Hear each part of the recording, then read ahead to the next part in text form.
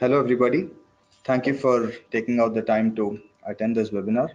My name is Karthik, and with me I have Ravi as well. I'll briefly introduce myself, post which you'll hear from Ravi. So, I work in InnoMinds in the big data and analytics practice, and I've spent almost my entire career in the field of analytics. And prior to that, I've also worked in the area of supply chain management and procurement, where I was working in a downstream area of a oil and gas firm. So this is a quick brief about me. Hey, Ravi, can you take over? Hello, this is Ravi. I lead the big data analytics practice at InnoMinds, and I'm a data scientist by profession. I've been part of several exciting AI projects in the procurement analytics and uh, delivered good amount of, say, value and savings through the use of analytics. We would be covering some of these projects and some of the insights and the learning that we have in this session. Thank you for joining, and good morning, good evening to all. So when Ravi and I actually sat through and tried to discuss what are the key areas that a person involved in the field of procurement, what are the key decisions that a person has to take. So we sort of broke it down into three key areas. So the first is to optimize, then the aspect of planning, and then the final decision on utilization. So when you come to the decision of optimize, you really want to buy optimal quantities. So you want to decide, do I really need to buy something? And yes, if you really want to buy something, how much do you really want to buy? And probably an AI or machine learning driven solution for this would be to forecast your demand using analytical methods. Then coming to the aspect of planning, where you've decided that, yeah, okay, I've decided that I'm going to buy something, but am I really going to the right people, the right suppliers from whom I can source my products? How can I really determine this? To look at this problem in an analytical method, so we have aspects such as determining price anomalies to see if a price is either too high or too low or optimal. And then we have aspects of vendor scoring where you try to determine if a vendor is trustworthy based on certain parameters. And then the aspect of utilization. Okay, now that you've made your purchase decision, am I really utilizing my assets properly and is my supply chain optimized? And in case of this, you have aspects of asset utilization. And typically in the world where we live today, you have the gig economy. Companies such as Uber and Lyft have found out strategies to maximize the utilization of assets. So typically, if you look at a person who buys a car, I think the utilization of a car is less than 10%, and 90% of the time is really gone on waste. And there have companies who've taken a strategy to utilize these assets and monetize it in a big way. And then we have aspects of spend analytics where you can look at historical spends and try to really gain insights into your spends. Try to identify who are your key suppliers, which are your key categories on which your money is being spent, and so on. Now, in most of these areas that we see today, artificial intelligence and machine learning, it's a buzzword and it's really driving meaningful change in industries across various industries. And especially, we're going to have a focus on how AI is driving change in the field of procurement analytics.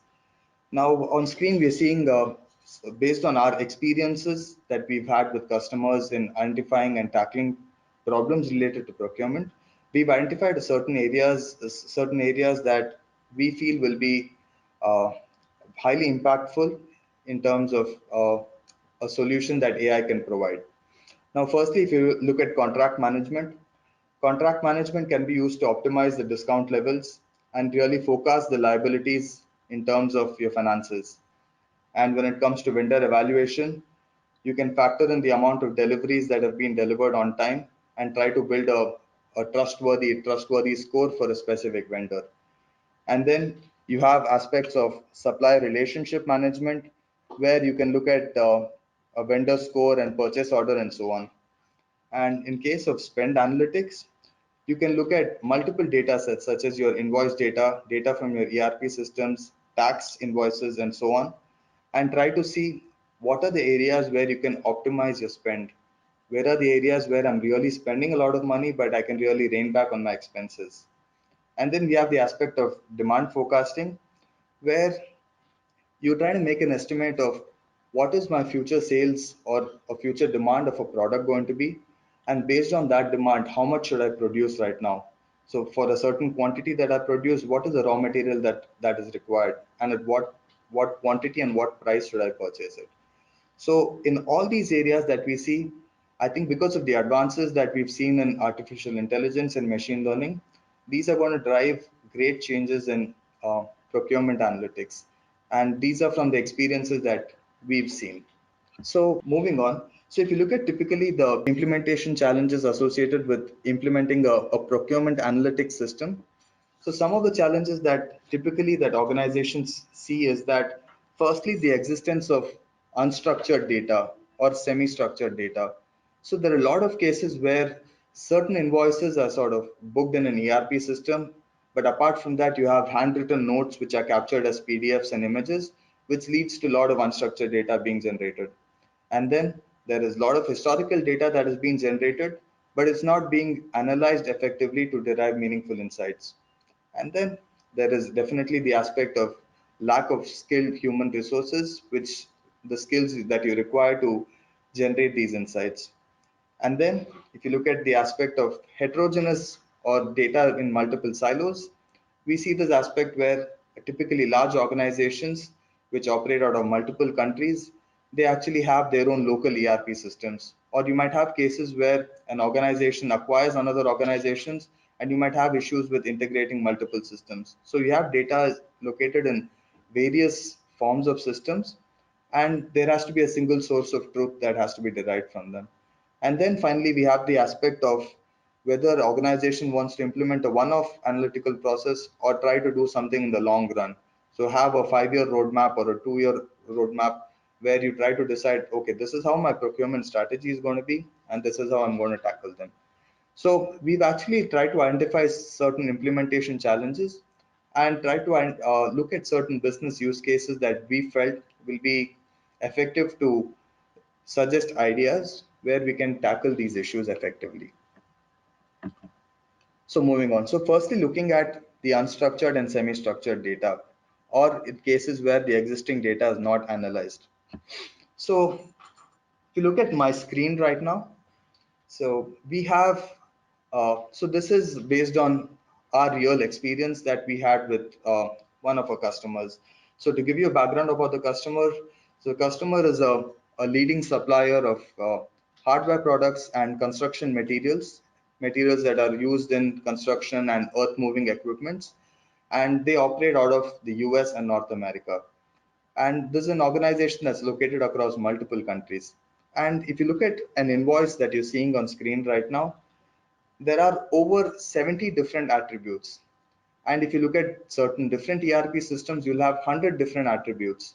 Now, if you look at the invoice present over here, there is essentially a lot of information that might not be humanly possible for a person to analyze.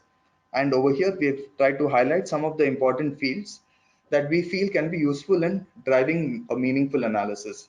So some of the fields that are highlighted over here are invoice ID, and then you have your quantity of a product purchased, the amount at which it was purchased, and then the amount currency, which can be based on the local country. It can be US dollars or euros or any other currency. And then you have invoice description.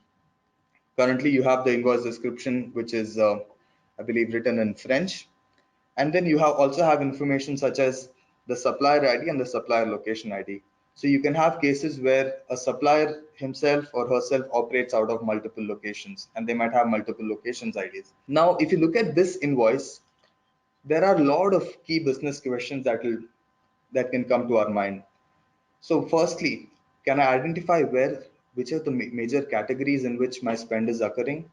Do I know for a certain portion of budget that is allocated, where is my money being spent? Now, where can I look at areas where I can reduce my expenses, right?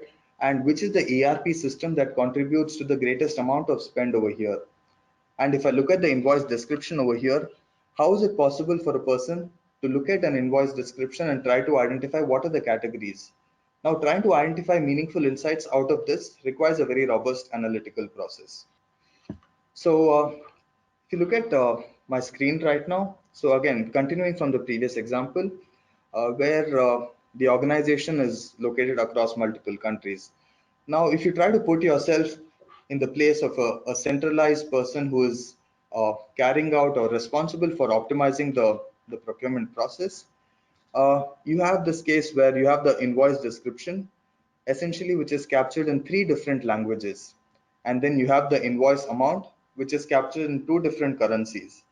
Now, for a person who is very new to the process, I think an invoice description, which is a person would not probably know French, German, and English together, right? So, but you still need to find out a way where you can sort of identify the category in which this spend is occurring. And also, can I look at the spend and try to look at ways where I identify similar suppliers and try to consolidate them and negotiate group level contracts with them? And is it also possible for me to look at the addressable spend and try to reduce areas where my expenses occur over here? Now, to typically tackle this problem, we've also tried to come up with solutions that use natural language processing and artificial intelligence to derive meaningful insights from these invoices. So the problem that we faced, I told you, was we had about 1 million different invoices, but there was no real meaningful insight out of these. I did not have information on where was my spend occurring, in which country, who was my most important supplier, which are the important categories on which the spend is occurring. So to build a process to categorize these invoices, we had used natural language processing, and we had also used machine learning, where we had used a supervised learning approach where we gathered data from the internet, from various publicly available sources, and tried to identify product categories. How are companies really classifying their invoices? Now, if I look at a certain case of groundwater investigation, I might classify this as the category would be something like a service that requires human intervention.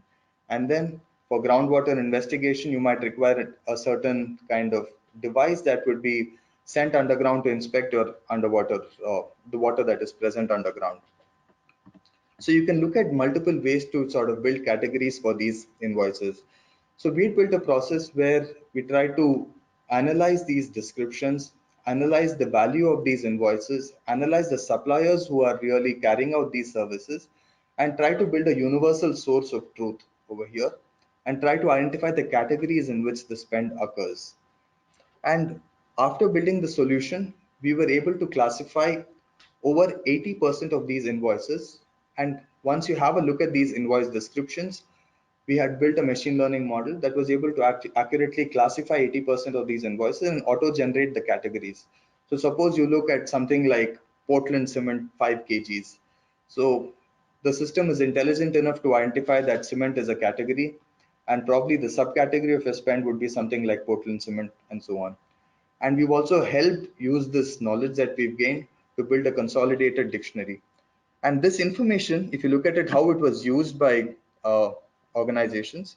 So what you're looking on my screen right now is an entire process that we had built where we had gathered data from multiple ERP systems. So typically, if you look at challenges that a company faces, are each ERP system tries to give out different types of data, and the data is heterogeneous in nature, and it's not easy to consolidate them. So we built processes and data pipelines to really consolidate this data and try to use NLP and machine learning techniques where we sort of translated these invoices, try to make it in a human intelligible form, and try to identify cases where once that invoices were translated, how can we identify categories out of these? And then finally, once the invoices categories were identified, we try to generate further insights, such as in terms of suppliers and the locations of spends and so on. Now, the first insight that you see over here is spend by categories, where if you look at it primarily, you get to see that, okay, where are my important spends occurring? So you see that primary materials is something where a lot of portion that is of budget that is allocated is being spent over here. And then apart from that, you also have a lot of money being spent on material transfer, and then things such as gasoline or diesel and so on. So you can essentially classify these spends into various different categories as there are possible. And then you can also split the invoice spends based on which country was the money being spent, which which specific region. And then if you want to look at aspects of currency exchange, was my money being spent in euros or US dollars? And you have, it is possible for us to look at real-time information from the web and look at what was the specific currency rate at a specific moment and try to get those currency conversion rates. And then similarly, you can get a try to get the spend by suppliers. And once you have a spend by supplier, you know that you're spending a certain amount on a supplier, and the amount that you're spending on them has been increased on a yearly basis. And you can actually look at this and try to devise a strategy where, in case you sort of spending more on a supplier, try to sort of negotiate terms with a supplier where you can get discounts in terms of in return of carrying out services or provision of products. And then you have aspects of your intercompany spend, whether it was an internal stock transfer or whether your spend that occurred was outside your company, and so on. Now let's move on to the second challenge, where your existing data is not analyzed. So this is a case where you have historical data that is being generated, but that data is not being put to use. And there are, if you look at data typically, at least in the world where AI and machine learning have made meaningful change, almost all data that is generated through invoices and through the process of procurement and supply chain is a treasure trove and can be used to drive meaningful decisions. Now, so this is a story regarding a port that we worked with. So the port essentially was the port of Los Angeles, where if you look at the traffic that occurs at the port, they are essentially one of the busiest ports in the world, and the traffic was nearly 10 million 20-foot equivalent units. So if you look at a typical port, they have large steel containers that are being transported. And if you look at the traffic of these containers, it was among the busiest ports in the world. And then to lift and carry these containers, you had a lot of trucks that were moving in and moving out of the port. So essentially, you had one gate where trucks would go and another gate where trucks would come out. And if you look at operationally, this was a big challenge where you did not know what was the traffic in the port at a specific amount of time, and how is it really going to impact my performance or my throughput at the port. Now, this led to a lot of operational issues over here. And typically, we were faced with an issue where we wanted to estimate what will be my traffic at a port at a specific time of the day, and what is going to be my traffic 7 days from now, and how is this information going to be useful. Now, if you look at organizations, they can make they can use this information to drive meaningful insights. Now, if I know what my traffic is going to be tomorrow, I can effectively issue the right amount of gate passes for the number of trucks, and then I can also plan my manpower accordingly. And also, when traffic jams are avoided at a port, your throughput at a port is going to increase. So if you look at it, everything a very analytical driven process, which helps you predict future occurrences, can actually lead to improved productivity at a certain. Now, some of the insights that we generated in terms of trying to uh, carry out this exercise are, we were able to predict the traffic that would occur, whether traffic that was going into a specific location or coming out of a specific location. We were able to estimate the traffic at the port at various times of the day. And this information was utilized to streamline the operational process, streamline the supply chain that was occurring at a port.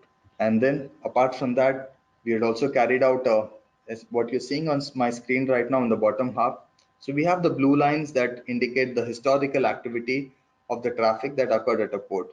So based on this historical activity, if you look at the blue lines, they're fairly erratic, and we had actually ingested this data and built a machine learning model out of it and tried to predict what the future traffic would be at the port at various times of the day. And to actually build this model, we had used uh, deep learning based neural networks. So we had used a LSTM based neural network to predict what the future traffic would be. So how does demand planning really add value to me? So the most important thing that we see over here is better demand planning, as I said, leads to increased throughput. Now you're going to have a streamlined supply chain at the port, so trucks can go in and move out efficiently, And the greater confidence that which you're able to predict a certain occurrence, the more you can streamline your operational process. And in this case, we were able to predict the traffic at the port with over 80% confidence. And the extended benefits that you can look at for demand planning is that you can really optimize your safety stock. Just to give you a quick background, so I had a background where I worked in a oil firm. So we had an issue where we had to procure oil from the refinery. So we used to place purchase orders to procure oil from the refinery, and we would further distribute the oil to gas stations. Now we had issues where the demand at the gas stations was not very constant. It used to be erratic, and there were cases where you could really optimize the amount of safety stock that was stored at an installation. So to really optimize these variables, if you look at an AI or machine learning driven approach, you can really optimize the amount of safety stock of a certain product that you keep at an installation. And you can also lower your inventory holding cost drastically. So moving on, so we'll move on to a specific use case where we've helped build a analytic solution to collect data for multiple commodities. So I'll ask Ravi to uh, walk you through this. Right. Thanks, Karthik. This is an example of how forecasting and planning for the future can help your purchase and procurement decisions. In this example, this is also about hedging. As we all know, commodity prices are highly volatile, and they see good bit of price fluctuations, not just through a year, but even in a day, for example. And the customer of ours in this case was an automobile major who's a manufacturer of trucks, and their key commodities were sheet steel, platinum, and rubber, which is where 60 to 70% of their total spend was going. And they had to take the decisions of whether to hedge for those commodity prices or not, and if they have to hedge, what should be their hedging strategy. And as a part of that, they had to make a forecast of the commodity prices. And we built a sophisticated ensemble forecast method, which comprises many techniques, including the neural networks and the deep learning techniques, and other techniques such as hidden Markov models, etc., to to forecast the commodity prices and then develop a hedging strategy. There are multiple hedging strategies that they used. For example, a martingale bet is one of the hedging strategy that could be used to then decide on whether there is a role for hedging or not. Of course, hedging is also done from a risk perspective, and in that context, then you basically sort of take the risk away by hedging the commodities. But hedging is also done as a strategy to play the market and decide whether you want to go for spot, or you want to sort of say go for hedge, etc. So we have actually done long range forecasts in this. So as we all know, short range forecasts are easy. Long range forecasts are more prone to variation. And we made long range forecasts out of range forecasts. And we observed these forecasts over a year. And we observed that, we were very close to the forecasts, and thereby we helped the procurement team at the truck manufacturer in effectively devising their hedging strategy for their major commodities, and save millions of dollars in that process. So we're trying to cover the implementation challenges, and particularly the unstructured data and the utilization of existing data, both within the enterprise as well as what is available in the public, and trying to give examples of how we can use all the data and and take effective decisions from a spend, from a procurement point of view. So you will see that we have a series of examples that cover these implementation challenges. So the other implementation challenge that we see is basically how you are utilizing your data to discover anomalies, particularly pricing anomalies, right? So you may be spending an amount that is higher than what you could call as a competitive or a benchmarked amount. Maybe your rate contracts are higher than normal, right? And you probably not in the the median. You're basically in the above the median in terms of, say, the purchase price.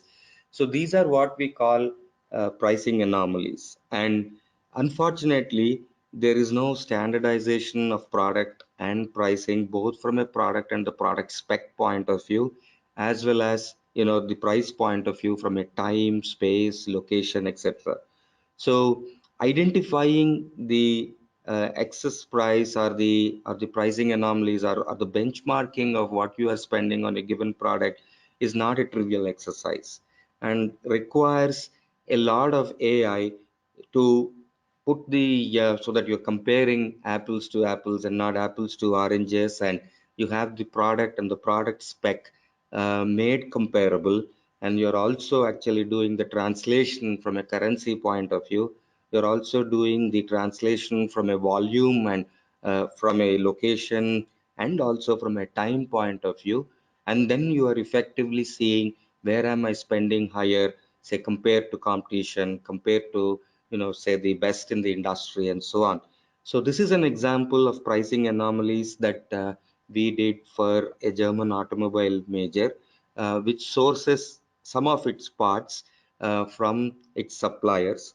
And the German automobile manufacturer, a top tier one OEM, also has its original parts as well as value parts from their suppliers, which can be an alternative to their original parts. So we used AI and a lot of big data, including things like Hadoop, Hive, Spark, etc., to make the parts comparable and also standardize the part definitions and the parts functional or utility value, and then the translation, the time, the space, the location aspects of it, to then give insights in terms of which are the parts that you are sourcing at a higher cost than peers, than maybe compared to other parts, maybe compared to other countries, so we can even compare country to country, and give these anomalies, and therefore an opportunity to address those anomalies by relooking at those supplier contracts, and both by way of enlarging the supplier contracts with new vendors, or with negotiation, and with the better supplier management with those vendors and suppliers as well.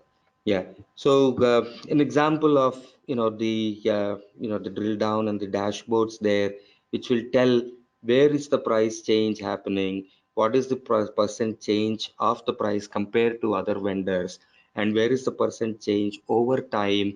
Where did this happen that suddenly you're now trying to buy it at a higher cost than your historical purchase rates, and so on.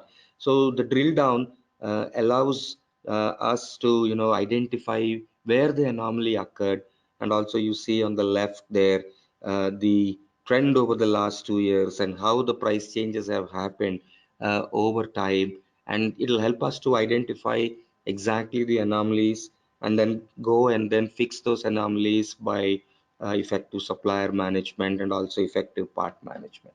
Is an example of the algorithms involved, where exchange rates, the part types and exact part utility and the values, as well as any discounts or promotions availed or not availed, right? As well as the location and also the supply chain aspects.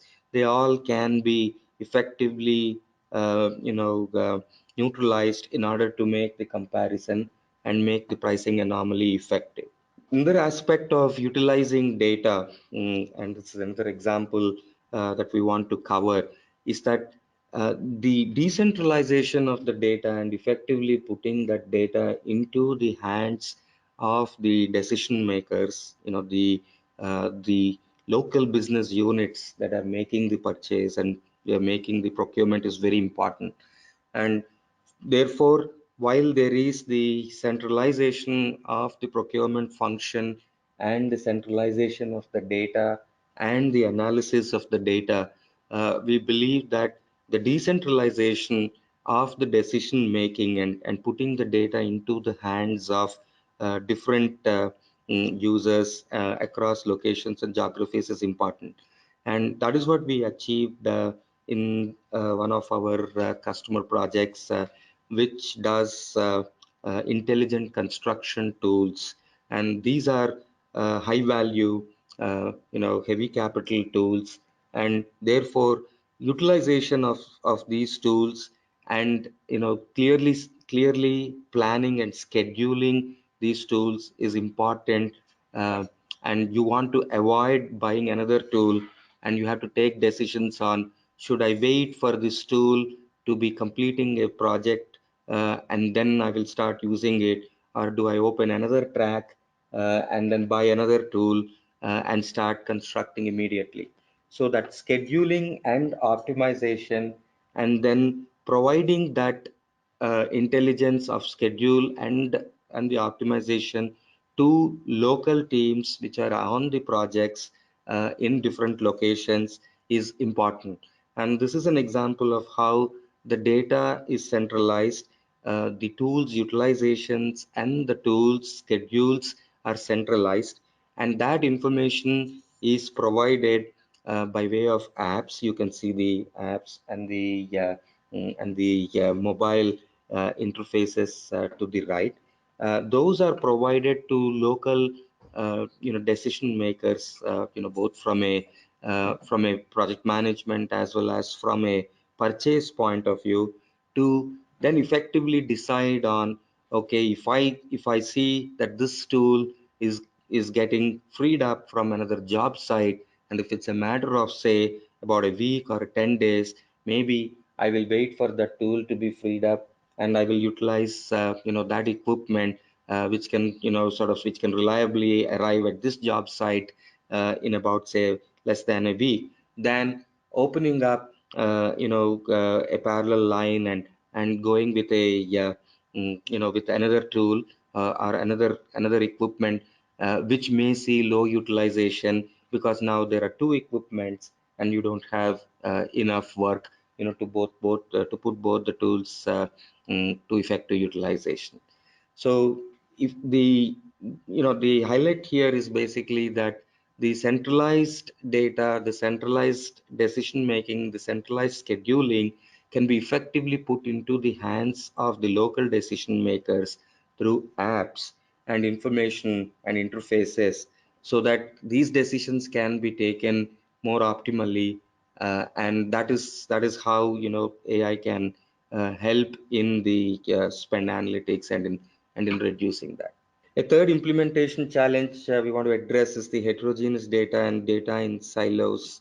An example of this is effectively about parts and part substitution, right? So several times we do not really have an idea on, if I am buying this from a supplier, what alternatives do I have?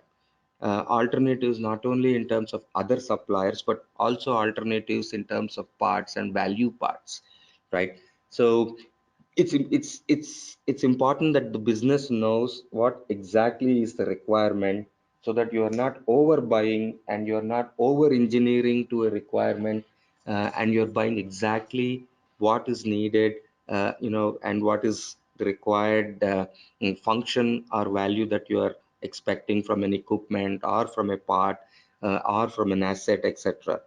So for doing this, standardization of the data and dealing with heterogeneous data and breaking the data silos is important. Here is another example of our project where we built a strong middleware solution using Mule and Mule ESB. to connect to various procurement systems and ERPs and supply chain management systems, and also connect to PLMs, product lifecycle management systems, where we have exact information of what that product does or what that service does. And then using AI and ML, we basically standardize the products and find what are the substitutes for those products and what are the alternatives for those products. And in a way, we can rank or grade these products for various functional or utility or value, right? And then match it to a given requirement in the business to see that you are buying exactly what you need. And when I say exactly what you need, I don't mean current need, but a future need that you can forecast for, say, a horizon like a 2 year or a 3 year time period.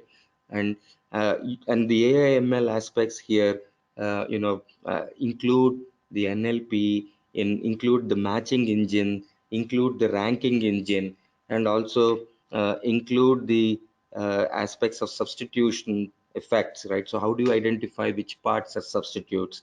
How do I identify which equipment are complementary? That, when you buy one equipment, you also tend to buy another equipment.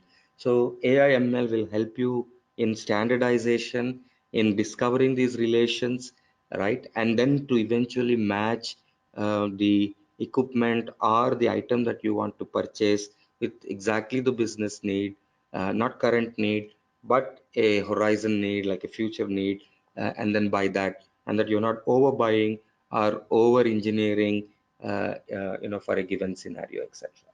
So these are the examples.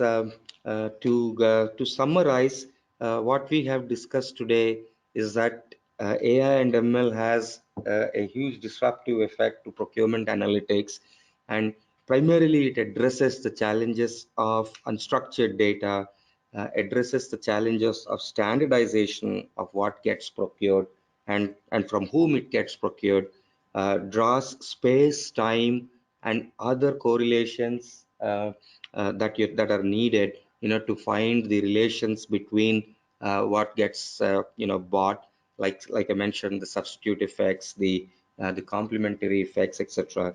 Provides a framework for demand forecasting, and also the planning for the future of the business. Provides a framework for centralized data and centralized intelligence, but decentralized decision making and decentralized optimizations based on the intelligence provided, which drive effective utilization and effective decision making from a procurement point of view. So we would like to pause here and invite invite any questions from people. Please feel free to ask any question, whether it relates to technology or business or use case, etc., and we'll try to answer it from our experience. Yes. Uh, a question that has been asked is, what is the typical return on investment on these projects? And the typical return on investment varies, but through AI and ML, we can tell from our experience that we've achieved a double-digit savings on their current spend, and somewhere in between 10 to 20% at least. And we've been also able to deliver this in a fairly quick time, in a 3 month, in a 6 month duration. And obviously, the more efficient the current procurement processes are, the less the opportunity for a return on investment. But if it is an enterprise that hasn't achieved this standardization, has data silos, hasn't been able to forecast and plan for future, is buying mostly on spot, and not actually buying for future, then there are greater opportunities to get return on investment. There is have another question, and another question is, typically what are the systems that need to be integrated, and how can a centralized system or a warehouse be created from all the different procurement systems? So I would quickly answer that from a technology perspective, there are good data hubs that can be created, which can serve as something like a service bus, both for batch as well as real-time data through a middleware and a service bus. And we have discussed one implementation like that through something like a Mule ESP and many such other technologies like there are API management, there are gateways which can integrate to multiple systems like ERPs for supply chain management, procurement software, PLM systems can scrape the web and can get price information from the web. So through good middleware and integration software, we should be able to not only get the data from all of these systems, but standardize and normalize along the way to make it as a one data mart or a data warehouse for all procurement data, all product data, all services data, all supplier data, etc. To then run any set of rich analytics, including benchmarking, category spend analysis, forecasting, and many others that we discussed during this webinar. We have another question. Do you have a reference architecture for a proof of concept? Yes, we do. So we have a reference architecture both in terms of the technology components that need to go into doing the spend analytics, and those technology components obviously will involve those connectors that connect to the data. For example, if it's a to an SAP system, we have multiple ways of connecting to an SAP system through an ETL route or through using something like an OData services, etc. So we have a reference architecture where we have a set of connectors, we have a set of streaming and batch processing engines, we have a warehouse or a data lake or a MART implementation, we have data pipelines to do ML and AI using again tools such as say a Spark or a TensorFlow, etc. And we also have a reference for a data visualization where all the insights, after the predictions can be, presented back for decision making. We also have a reference architecture for applications where we can embed these insights into the applications at the time of procurement. So, for example, as and when you're raising a purchase order, there can be an alert saying that, hey, this purchase order refers to a rate that seems higher, compared to say benchmark, compared to say historical rates, etc. So those interfaces back and those real-time alerts as and when the procurement is happening, those services, and whether they are web services or whether these are message queue based integration, we have a reference architecture for that. In addition to the technical reference architecture, we also have a business reference architecture in terms of how to do the spend analytics, how to look into categories, how to normalize, how to standardize, how to compare suppliers, how to benchmark with others in the same industry of the same size and therefore buying a similar quantity, how to get the additional data from public sources as required to augment the internal data. So we have a reference architecture from a business use case point of view also. Yes. Another question is there a way to download these case studies and use them? We do have our website. We will be publishing these case studies on our website. You should be able to go through them and go over them, and we will also be able to send these on a request basis. So whoever is interested to learn more about these case studies, and our case studies are fairly well described in terms of what tools, what technologies, what methodologies were involved in that, uh, and also what kind of business value was actually obtained. We should be able to circulate those on request basis as well. Yes. A good question from one of the participants is, how do you whenever you are forecasting, how do you measure the effectiveness of the forecast, and how do you basically improve the forecasting process as a result? So this is both an AI problem as well as a business process problem. First, I will address the AI problem of how do you measure the forecast effectiveness. A forecast effectiveness is largely measured on two dimensions. One is whether these forecasts are long range forecasts. As mentioned, short range forecasts are always not so useful. For example, predicting the price of the commodity price of tomorrow based on today's price is effectively, I mean, I won't say it is trivial, but it is still not a huge challenge. But can you make a decision based on tomorrow's price? Is your business process agile enough to make a decision or a switch based on tomorrow's price? No. So long range forecasts are more effective than the short range forecasts. And the measures for the long range forecast, there are both statistical as well as business measures. For example, a simple measure such as a MAPE, where it's a mean absolute prediction error, or a sum of square of errors, right? Or a confidence interval and the tightness of the confidence interval, are the statistical and AI ways of doing the forecast. But the business way of making the forecast is if you have taken a hedging decision, or if you have done an economic order quantity EOQ based procurement strategy. Has my procurement strategy given effective value as compared to buying in spot and buying ad hoc? Is a clear business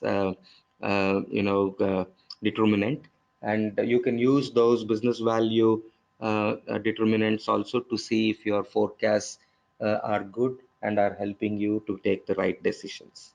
We have another question, which is on how do you conceptualize and where do you start, on the procurement analytics, and in general on the AI front for procurement analytics. As we've seen it, it is obviously important to start small, right? So I would think standardization, for example, and ensuring that whether it is equipment, parts, services, contracts, suppliers, uh, effectively standardizing this is itself a small problem, and use of AI in doing this standardization is a very effective start, but a small start to the procurement analytics. And so the concepts of balancing and the setup of the control group and the experiment group, right, as a simple hypothesis test in terms of, am I buying at a higher price today compared to a year, with the standardization, with aspects of, for example, inflation, right, taken care of, is a very small but effective start. So conceptualizing a big problem is one thing, but starting small by just achieving standardization and bringing the aspects of space, time, and location and other variants, and then seeing where the spend is, and then doing the benchmarking is an easy low hanging fruit, and that can be one way in which we can start to use AI in procurement analytics. The question is, how long does it take to deliver, the first project, whether as a proof of concept or as a full project, and what kind of, cost range does it include? As mentioned by me, it depends, as is true with any analytics project, data and the quality of the data is the most important factor. And obviously all the systems, all the integration, middleware, all the ERPs, all the supply chain management, their purpose is to help in getting that data for the decision makers in procurement. Depending on the quality of the data, the time taken to deliver the first project can vary from 3 months to 6 months. 3 months where the data quality is fairly good. Some amount of standardization has already happened, right? And all data is lying at a central place, and it's well collected and well cataloged and things like that. In such cases, it can be delivered in 3 months, where the data is in silos and not already standardized. There are various versions of truth, etc. The first project may take additional time and can probably deliver in 6 months. And from a cost point of view also, as mentioned by me, the spend analytics can effectively give you a double-digit reduction or optimization in spend for the same value that you get. And the cost of a proof of concept will be a small fraction of this value. So depending on the size at which you want to address this, and what is the target savings that you are likely to get, the cost is a much smaller fraction of the savings that is possible through this initiative through AI for procurement analytics. Yes, we have one last question. This is on, are there any use cases on procurement strategies, right? So we do have, so procurement strategies have various aspects to it. Where do you buy? How much do you buy, right? So from a sourcing, let's say country point of view, for example, do you source from near shore all the time? Do you source from something like, say, China? Do you source from a single large vendor? Do you source from multiple vendors, right? And do you how do you construct the value chain, and how do you sort of say make suppliers talk to each other and provide a bigger value to you, right? So how do you pair up suppliers and basically try to get more value out of those suppliers together than them individually. So we have use cases in all of these, both from a value as well as from a risk and reliability, and from a an assurance point of view, from a procurement strategy. So we would be able to cover those maybe in a future webinar.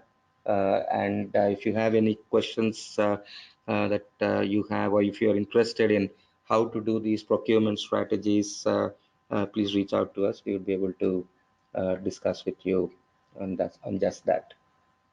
All right. Seems like there are no more questions. We thank you all for joining this, and we hope it was of some value to you. And we would love to engage you in a more detailed conversation, and walk through particularly those reference architectures and the solutions that we have, which are readily deployable, and how you may benefit from that. And please feel free to reach out to us for anything that you need. Thanks a lot, and have a good day. Thank you, everybody.